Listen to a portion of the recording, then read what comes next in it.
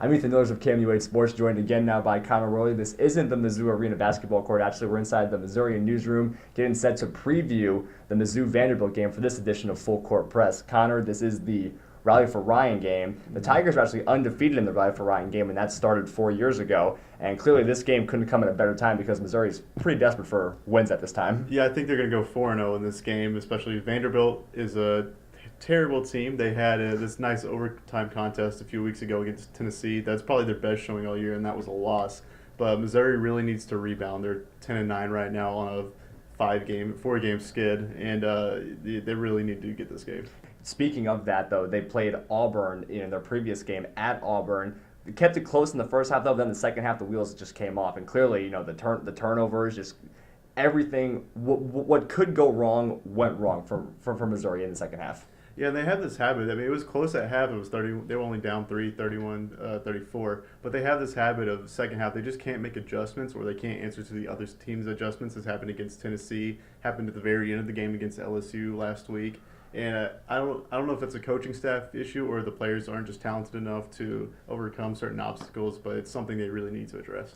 You talk about a tough loss against LSU on your home court. It's got to be, just a huge just drainer for you. Then you go on the road to Auburn, get absolutely shellacked, and then you got to come back home, practice, and gear up for this Vanderbilt game. Though clearly, when these losses keep amounting, especially the LSU loss, when these tough losses keep mounting, it's got to drain confidence every now and then. Though it kind of has to, I think. Absolutely, I think after the LSU game, I was surprised at all that the first half was even close against Auburn. And now that they've dropped the Auburn game, this LSU game, I think they'll rebound. They have Texas A&M coming up a few games after Vanderbilt, so I think they'll rebound a little bit. But I just think any talk of postseason plays out of the question right now.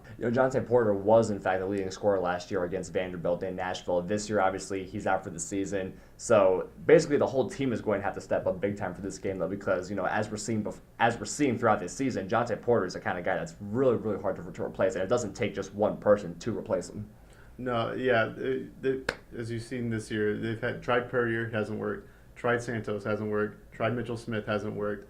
And I think their best bet's going to be replacing Jonte. Is coming in with this 2019 class with 4-star recruit Trey Jackson. This year, there's just going to be no resolution at that spot. So obviously, Missouri's going to have to be flawless in this game if they want to win. Vanderbilt, you may have a little bit more wiggle room there. They're not one of the more talented teams in the SEC, though. But clearly, Missouri's got to limit turnovers for this game, of course. Yeah, absolutely. And another key, they may get Mark Smith back for this game, although he's still questionable at this moment. So who knows what'll happen there. But they really need that offensive output that he brings. And they also need to, if they get pressured, they need to slow things down. It's happened so often. Happened on inbounds plays against Auburn, where they'd feel a little bit of pressure and get a little frazzled. They had a 5-second inbound call on Wednesday night's game.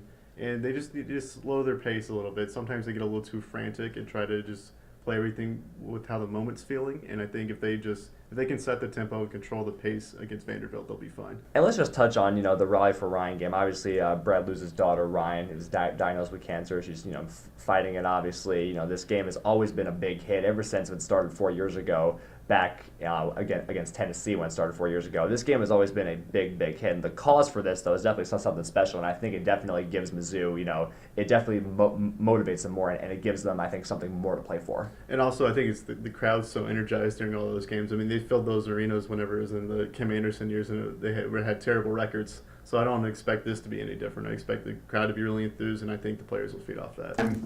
It's a celebration because she is doing so well, but it takes you back in time to when she was sick, and that obviously tugs at your heartstrings a little bit too. It's always important. Anytime you can support a great cause.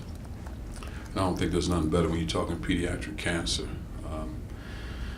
I'm always for a fight when it comes to our youth, so I think it's important. But I think our guys, especially guys returning, they really understand the impact of that because they've been around Ryan, guys, Kevin, those guys, Cullen. So it's really important for those guys, and our new guys just kind of helping them understand what that is, because I think all our guys are good guys, and they have compassion for people and compassion for life. So, and they feel it.